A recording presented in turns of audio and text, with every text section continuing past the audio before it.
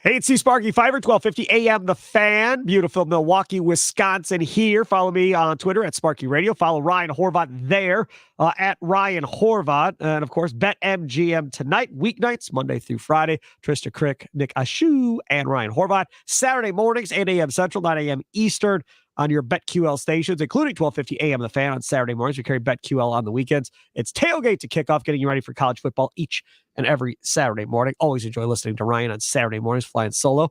Okay, Ryan Horvat, Packers get the win, 23-20 over the Chargers. I said last week prior to me getting sick, and that's why I sound horrible, because I got sick Wednesday night. That's why there were no Bucks or Packer podcasts Thursday or Friday. You had said, you had made your prediction that the Chargers would win, I believe. I had said, what? No, you picked them to beat the Chargers? I picked the Packers. Yeah, I'm sorry. I'm sick. I apologize. You're good. You're good. I want that out there because that was my hot take. Packers are winning that game. Called me crazy. All right. And I said I'm not picking them to win any game the rest of the year, and I wasn't going to pick them to beat the Chargers either. And I'm still not changing my opinion. I'm still not picking them to beat the Lions. I'm not picking them to beat the Chiefs. And then we'll see where we're at when we get past that for the last 5 games. And we'll get to that more at some point later this week about their schedule. But your initial thoughts before we get into some topics here on Curd and Long, Ryan Horvat. Yeah, I had a good NFL weekend. I went 7-1. I made a bunch of money. Made a bunch of money on college, except for the Oregon State Beavers let me down, those dunces. But it was a good weekend, and a lot of that had to do with the Packers. I like the Packers on the money line. My hot take was that they were going to win that game, and the Chargers were going to fire Brandon Staley because he's been a complete disaster. And you saw yesterday, that pass defense is terrible. It's so bad that they allowed a Green Bay Packer quarterback to finally do it, throw for over 300 yards.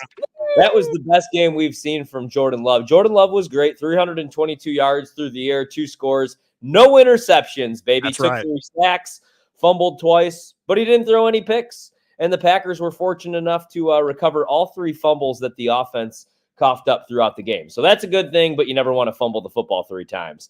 So offensively, love what I saw. Jaden Reed, man, that 32-yard end around, that was awesome. But he also caught 4 balls, had 46 yards, had a really nice block on Khalil Mack. Joey Bosa, unfortunately, goes down with an injury for the Chargers. That sucks to see. You never want to see anybody get hurt, but to see Jaden Reed on that 32-yard end around make a play, to see him catch 4 balls for 46 yards, that's what I've come to expect. I think he's a real playmaker. But to see him go up there and block Khalil Mack on the edge, that was great. How about Wicks? Wicks had the best game of his career. I absolutely hate that. And Andy Herman tweeted out, oh, boy, look, he blocked Khalil Mack from the Pack a Day podcast. Great. I don't want wide receivers trying to block Hutchinson or Max Crosby or Khalil Mack. I don't want wide receivers being put in that situation. The odds are 9 out of every 10 times they're going to get crushed. And then it's going to be like, well, if he blocks them, though, it's a great play. I hate that. Good. I'm glad it worked once. The second time, I think it was him the second time, there was a wide receiver trying to block him another time, and Khalil Mack went, whoop, out of here, see you later, and took off after Jordan Love. So, yes, it may work once in a blue moon. That is not going to work consistently against the other team's best pass rusher. I hate that. I have to cut you off right there. If my grandfather, the great Gordy Gillespie, were still alive, he'd probably slap you in the face for that. And I'm with you. As a former wide receiver, I didn't want to block either. But you know what you do in a double wing offense at Joliet Catholic as a wide receiver? You block. You're a tight end. Yes, but that's where Alan Lazard would. Yeah, but Alan Lazard would be great in that offense. But he's not good in a passing offense. Well, that's really not a passing offense. Right, so it doesn't matter. But if Lazard was here and that was his role, cool, I'm good with it. Even if it was Jordy Nelson. But Reed's not that big. He's a small dude. Like, I don't know. I hate it, but it worked fine. Go ahead. Sorry. He was awesome. Wicks had the best game of his career, 3 receptions, 95 yards. So on the offensive side of the ball, everything was great. Packers should have lost that game. They had some luck. Chargers rookie wide receiver Quentin Johnson dropped a deep shot on the final drive. You can't blame that on Justin Herbert. That at least gets them into game-tying field goal range. Man, he's been underwhelming. But I want to talk a little bit about the defensive side of the ball. Down some guys. I was really impressed. Rashawn Gary had a sack, had a tackle for a loss. That's what he's getting paid to do. That was good to see. But I want to give a special shout out to Kenny Clark because I Yeah. saw some people on social media yesterday said Kenny Clark played in this game, ? I think that was the best game of his season. He had 8 quarterback pressures. I got to go back and still watch the all-22. But he had 8 quarterback pressures, and then he had that pass deflection on 4th down with 23 seconds to go in the game. So love seeing Dobbs and Christian Watson find the end zone on the offensive side of the ball. Love seeing Jaden Reed and Wick step up their rookie year. Love what I saw from the defense, even though you gave up, 10 receptions, 116 yards to Keenan Allen. He's been great this season. He had 2 drops, big drops. But, yeah, man, down some guys on the defensive side of the ball. A young team gutted out a victory against a team that has a bunch of talent that's just not well coached. So that was fun. That was fun. That's what I want to see from Jordan Love. I actually texted my buddies and I said, nope, no more Drake May, Caleb Williams discussion. If we get that Jordan Love every week, I'm fine with it. Even on those underthrown deep balls. What needs to happen, though, if you watch college football every Saturday, it drives me nuts. But these young receivers, and we finally saw it in the second half, need to learn how to sell the PI and just go to the ground, throw up the hands. We see so many late flags now. The problem is, is Christian Watson going to get that? I don't know. But that's what they got to start doing is selling those underthrown deep balls. But, yeah, man, that's what I want to see from Jordan Love. Now let's draft Marvin Harrison or Joe Out and get him some help because – still, guys were letting him down yesterday. Still, there were some drops. Still, like I said, he took 3 sacks. I got to go back. Maybe a couple of those are on him, but I don't know. Jordan Love balled out. Guys on the defense, no-name dudes balled out. Jair, to hell with them. Packer reporters saying that their sources say that Jair is going to play in the game. To hell with them. People rely on that kind of information. Please get it right. Right? That's all I'm going to say. Go Pack up. The Packer reporter thing, who knows? Everybody is talking to the same person or 2 people, I'm sure, within the organization saying if they're going to play or not. As an organization and a team, you realize that these other teams are looking at social media to see if guys are playing or not based on what these reporters are saying. So some of that is just all BS one way or the other for a competitive advantage or whatever the case may be. Having said that, Tucker Kraft, that was the most athletic play I've ever seen Tucker Kraft make in the NFL. Can't say I watched him in college, but in the NFL, when you're able to get down the sidelines, jump over a dude, and then almost stay in bounds for that touchdown, and he was ruled out, then after the game, Tucker Kraft's talking about, this is what I do. I make people miss. I get yards after the catch. Y'all just haven't seen me do it yet, and you will. This is kind of what I am. And if he's that, because they really haven't thrown him the ball or had him on the field, if he's that, to go with Musgrave, these tight ends are going to be pretty good kind of going forward here because Musgrave continues to show that he's going to be something. I think his balance is a little off. He has a hard time staying up, but those 2 I really like in tight end, obviously. Then if we go over to the wide receivers, you were talking about, underthrows and stuff like that. That Romeo Dobbs play, he went up, high pointed the ball and attacked it, went forward, grabbed it, and brought it back to him before that DB could get up to try and take it away from him. That's what you want to see Christian Watson do more of, what Romeo Dobbs did in order to catch that ball. Because he didn't hit him in stride going down and throw it into the bucket. He had to stop, turn around, jump back up over the DB, grab it, and come down for the touchdown. That was a great play by Romeo Dobbs. So I'm happy with that as well. The question is, has the Packers offense turned the corner, Ryan Horvat? Has the Packers offense turned the corner? Well, that's the best part about this is I'm going to say I don't know because the Chargers are awful. And I say that as a guy that bet that team to go to the playoffs, that team to win the division, that team to win the Super Bowl because they have a bunch of talent on that defense. But Brandon Staley's not good at his job. And then he had a meltdown at the podium yesterday. I'm going to keep calling the defenses. That's when you know that you are cooked, my brother. Get him out of there, man. I say keep Kellen Moore, though, with Justin Herbert. Get him better weapons because I offense, you can't complain. I know this isn't a Chargers podcast, but I don't know about the Packers, but here's the best part about it. I'm going to know a little bit more in about 72 hours, right? Because now we got a big game coming up on Thursday against the Detroit Lions, who are the real deal Holyfield, it looks like, man. The Lions haven't been 7-2 since forever, right? We know they haven't won the division since 1991. They haven't won a playoff game since 1992. Nirvana was literally still on tour. Kurt Cobain was alive the last time that this team was good at football. So, and they got a good defense, man. They're really good against the run. So they're going to probably be able to shut down the run. We don't know yet about the status of Aaron Jones. I'm wearing a sweatshirt today, hoping that he's okay. Love that guy. Looks like he avoided a serious injury, which is a good thing, but I don't expect him to be back out there on Thursday. Proves again that he's a hell of a teammate. And, A.J. Dillon, I also want to give him a shout out, man. He's been playing better football since we started calling for his job. He's much better. But man, we're going to find out a little bit more, I think, against that Detroit defense, because I think they're going to be able to shut down the run game. And then, man, with that pass rush, they're getting pressure right now at a 35% rate. Aiden Hutchinson is so damn good. Like you said, I agree. I don't want to see Jaden Reed trying to block him. We're going to have to double team him most likely. But, we're going to find out a little bit more coming up this Thursday. And the Packers are 7.5-point underdogs in that game. So the market's trying to tell you that they think Detroit's for real and that the Packers are fugazi. But I don't know, man, because I like what I saw in the locker room after that game. I like seeing a guy like Rashawn Gary kind of maybe take over as the leader. He's talking about how you got to put some respect on Jordan Love's name. And maybe it's like a golfer that's struggling. It's like if Steph Curry's on a shooting slump, right? Sometimes you just need that first one to drop. You need to see that first one go through, and maybe that's this offense. But let's see what they do against this Detroit team. I don't think that they have to win the game for me to feel good, but I would love to see them be able to put the ball in the end zone 3 times, keep this one close, keep it competitive, not ruin my Thanksgiving. Well, look, again, I already said I'm not picking them. But no, this is the thing. That Lions defense has not been the same for quite a while. They gave up a bunch of points to the Bears yesterday on Sunday. So they are susceptible, I think, to being beat. And throwing the football might be the best way to do it. But you have to help. You have to help on Hutchinson. If somebody else gets home, fine. But you cannot allow Hutchinson to wreck your entire offensive game plan. The other part about this is we've seen this offense with A.J. Dillon without Aaron Jones. It sucked.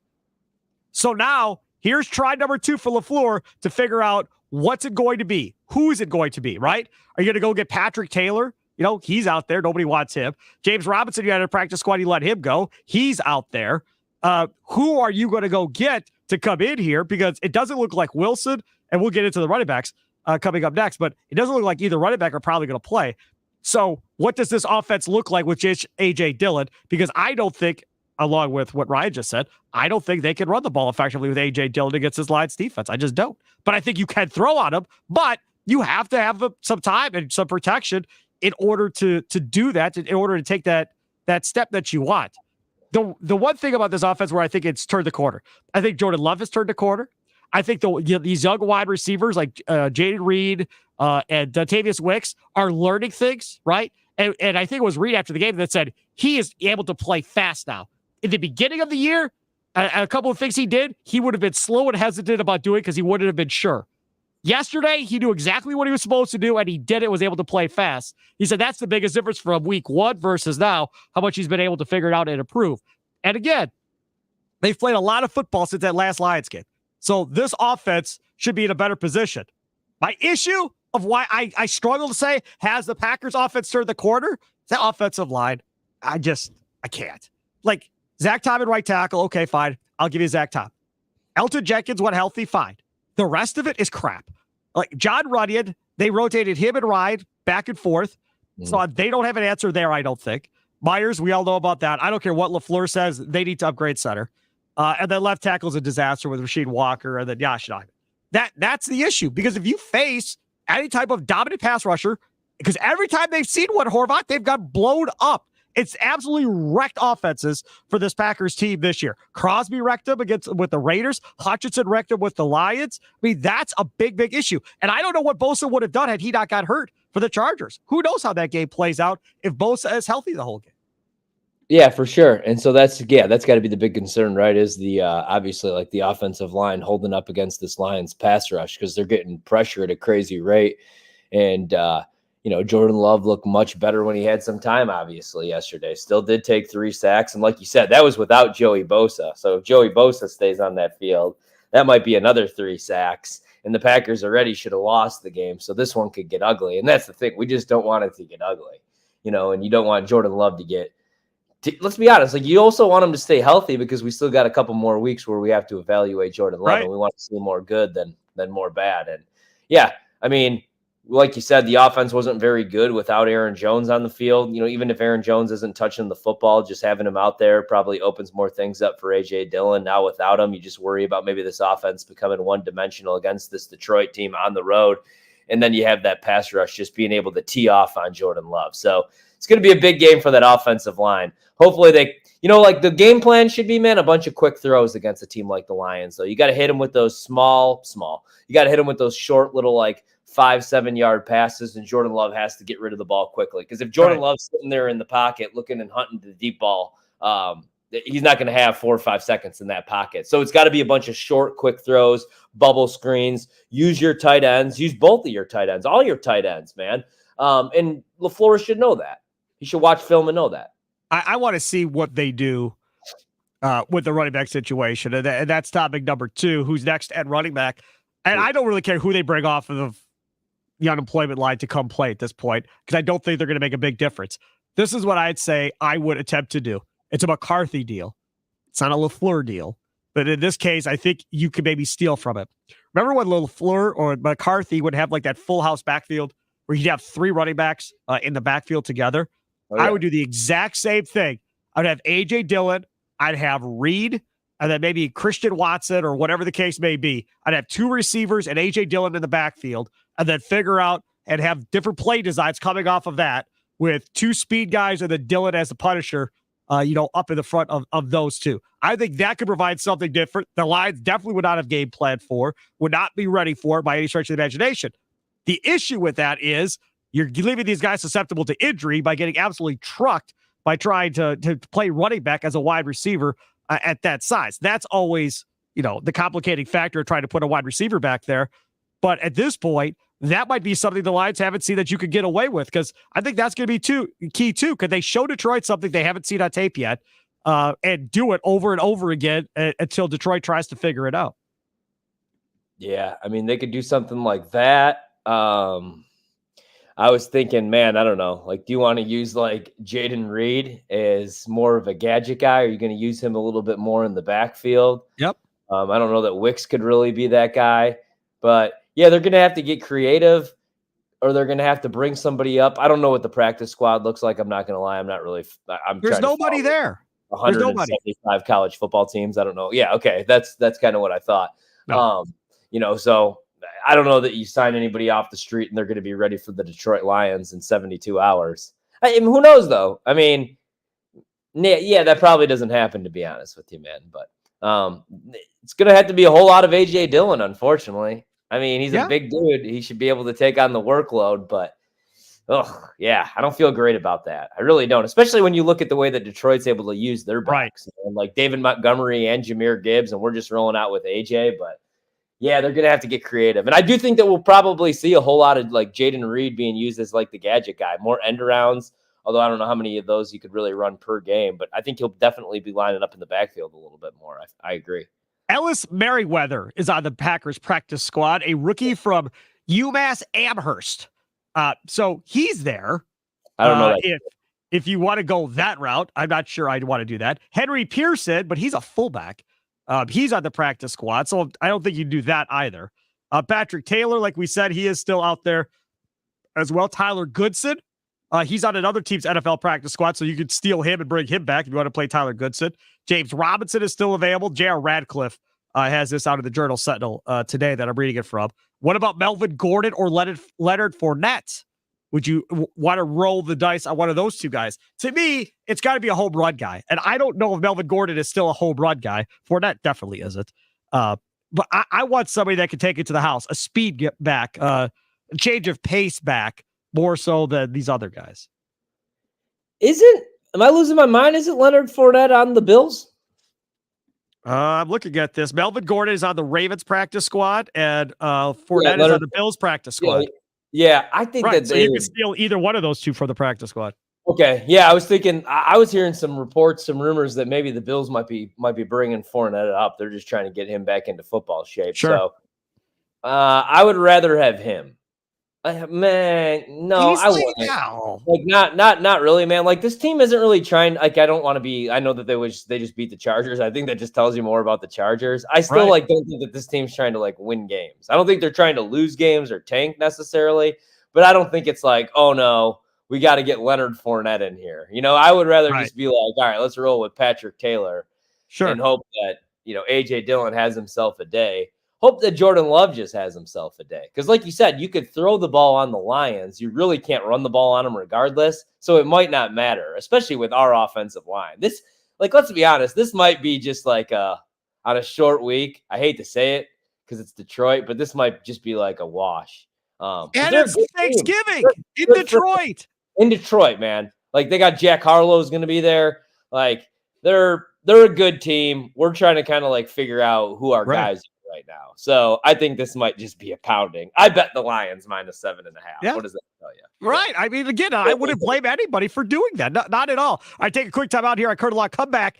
Is Joe Barry, the Packers defensive coordinator, saving his job right now and possibly be back again next year to haunt all of you Packer fans going forward? We'll talk more about that. Curd and Long, don't forget, download on your Odyssey app or wherever you download your favorite podcast app.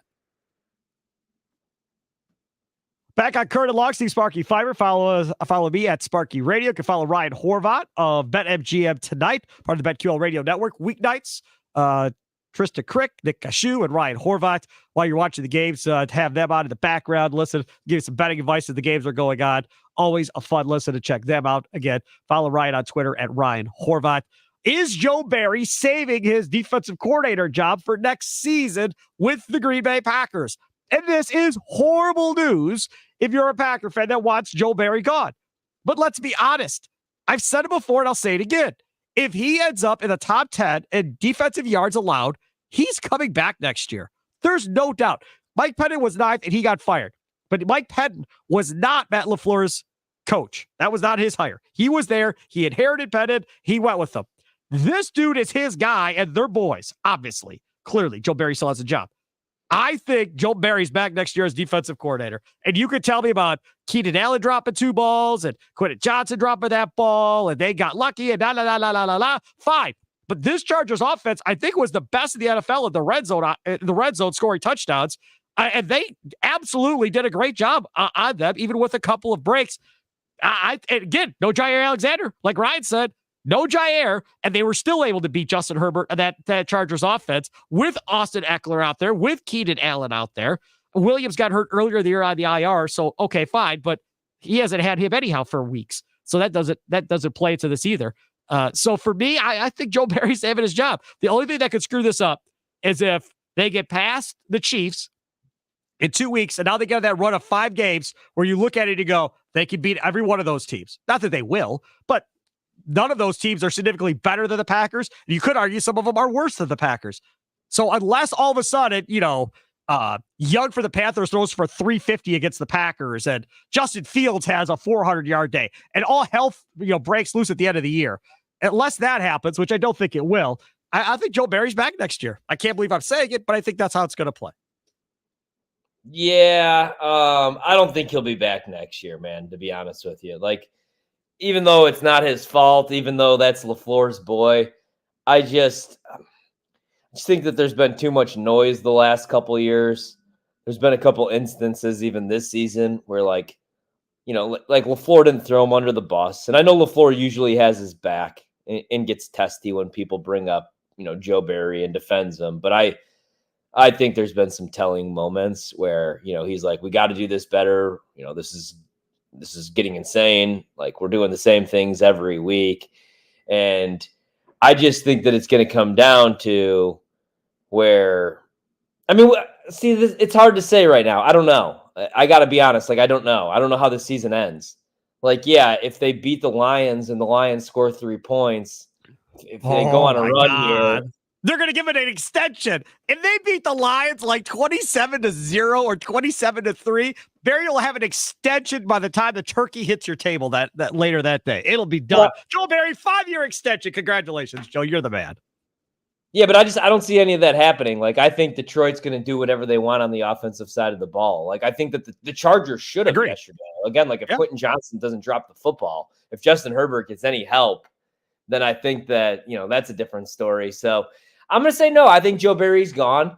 I don't think that this has all been his fault, but I think that like Goot or Murphy or whoever at the end of the day, they're going to say like, hey, these are our first round guys and this isn't working out. Like, this guy's not getting the most. And LaFleur's not going to want to admit that he was wrong on some of these guys. So I think it's like, hey, we got to bring in a new voice to see, can you get the most out of these guys? Unless, again, like the final 8 or 7 weeks or whatever we got left, they're a top 5 defense. Then I don't think you could fire the guy. Right. But I don't think that's going to be the case. That's why I'm going to say I don't know, but I lean that he's going to be gone. I think LaFleur's back with a new defensive coordinator.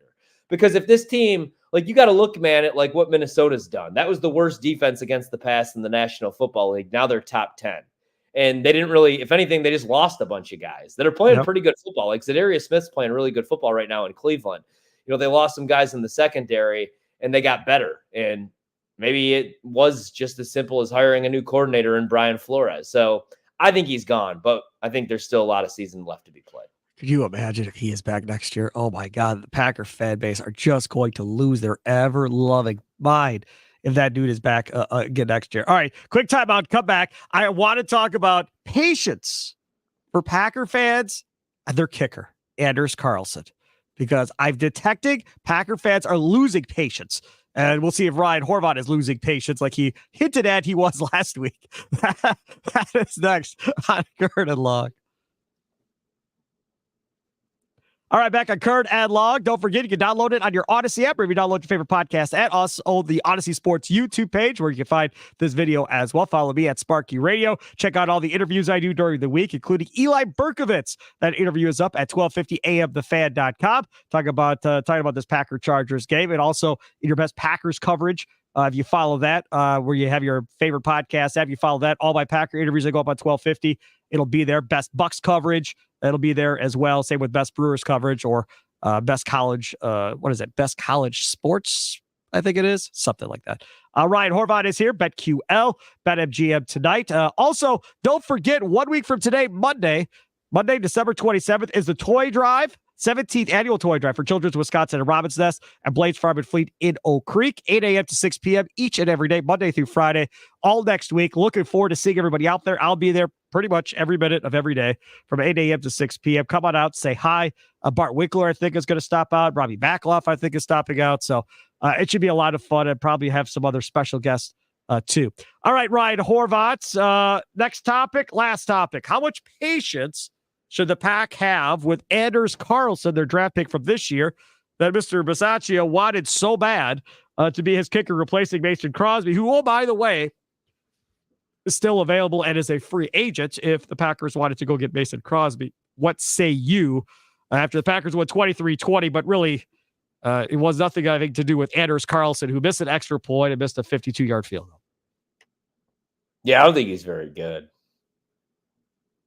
I think he's very good at training camp, so we're both on the same page. Yeah. I mean, I have no patience with him. I don't think he should be on the team. I've never had a different take on this. I think he's bad. I think he's awful. He was terrible in the preseason. I don't care that he has more power in his leg than Mason Crosby, and he makes the kicks that anybody can make, like 35 to 40 yards. You could pull anybody off the street. They can make those same kicks. I need a guy who, when this team's good, which is hopefully sooner rather than later, and we need a 52-yarder, he could go out there and he can make that kick. Because if he's just going to be a guy that could, be money from 30 to 48 yards, what was the reason to say goodbye to a guy like Mason Crosby? Exactly. Because he's expensive. Yep. Like, yeah, you need veteran leadership in that locker room, or you need a comparable guy. So if this young gun can't make a 52-yard kick, we got big issues. And I don't care that he's done it in practice. But when this team's ready to win, like, do you have any faith in this kid trotting out there in a playoff game? No. I don't. No. And remember how much we hated Crosby a couple of years ago when the team was actually good and we were losing games because of special teams? And how many times, man, how many freaking times have we had a 13-win team and we're costed a perfect season? Not a perfect season, but we're costed a Super Bowl run because of special teams. I'll answer for you. At least 2. Seattle, Brandon Bostic, who I'm so sick of seeing. All right, maybe I'm the bad guy here. I am so sick of seeing Brandon Bostic content all over my social media. Brandon Bostic, first touchdown. Well, just block him, then you won't see it. Was it good? You know what? you block him, no matter if somebody retweets him or not, you won't see it. He ruined my life. All right, I'm sorry that he had a hard time with it. He ruined my life. If he does his effing job and stays out of Jordy Nelson's way, that team wins a Super Bowl, damn it. And I don't have to hear this Aaron Rodgers only has one ring and he's a choke artist nonsense. Yep. All right, then special teams against San Francisco. The team doesn't even score an offensive touchdown. Cold weather game. Everybody's going to rip Rodgers. The game was won. Rodgers shouldn't have had to go out there and do anything. You had a punt and a kick blocked. Yep. I know this is a different situation, but I want everything on that special teams to be perfect when it's time to win football games again, because special teams should never be the reason that a National Football League team loses a playoff game. It's the reason why Mount Carmel or Joliet Catholic or Arrowhead lose games, not in the NFL. This kid sucks. He's not good. Okay. I got bad news. So as far as patience goes, I think the what you said needs to go if he thinks he's good. I think the patience, remember, he had Carlson with the Raiders, so this is a family friend type deal at this point. That's why he wanted him, because he watched the kid grow up on the sidelines. But for me, I agree with you. When they're good, they have to have a kicker that's ready to go. But they're not good. So because they're not good, they're not going to cut Carlson and go sign Mason Crosby or do something crazy like that in the middle of this season, because they're not talking about playoffs. You're allowing the young wide receivers to figure it out, the young tight ends to figure it out, your first-year starting quarterback to figure it out, a young guy, Rasheed Walker, left tackle, that probably doesn't belong there. You're allowing him time to figure it out while he stinks. You can't turn to the kicker and go, yeah, sorry, we don't have patience with you, even though we're not very good. We're going to have to cut you. Like, it's just not happening. I think Carlson has the job this year. I think Carlson has the job to start next year. Remember, the place kicker was the only job during training camp that they did not bring competition in for. It was the only single job, Horvat. They never brought competition in for Carlson. Nobody came in to kick against them. They had multiple punters. They had everybody else in competition at their position, but the kicker. Made no sense then. I yelled and screamed. If you don't believe me, go back and listen to Curtin Long back in August and July when I was screaming about it. I still think, coming in, Bisaccia said, I don't care what happens. He's my kicker. I'm going to ride and die with him. Okay, fine. You get next year. And if it doesn't work out next year, then that's it with you. Toodles. See you later. Bye-bye. He is Ryan Horvat. Follow him on Twitter at Ryan Horvat. You can follow me at Sparky Radio. Don't forget, we download these Monday, Wednesday, and Fridays by 5 p.m. Central. Enjoy the rest of your day. Have a good one. Toodles.